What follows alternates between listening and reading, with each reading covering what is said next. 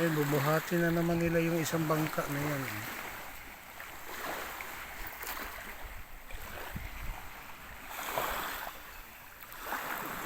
Bubuhati na naman nila yan.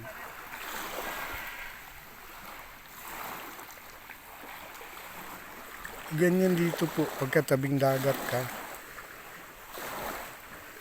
Kung gusto mong magkaulam, maghintay-hintay lang dito po sa baybay.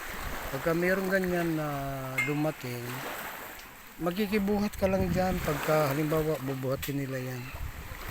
So, tutulong ka lang dyan, sigurado magkakaulam ka. Ayun, bubuhatin. Hindi nila bubuhatin yan. Yan, nilagyan lang nila ng kalso para yung ilisin ng pambot nila hindi sasayad saan.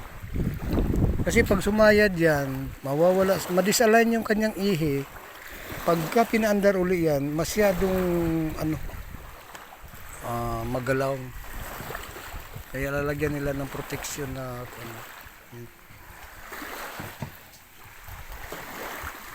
para yung ilisin nila hindi sasayad dun sa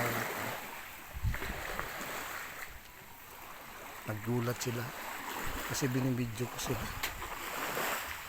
Ayan, thank you for watching po. Ganyan din kami, no?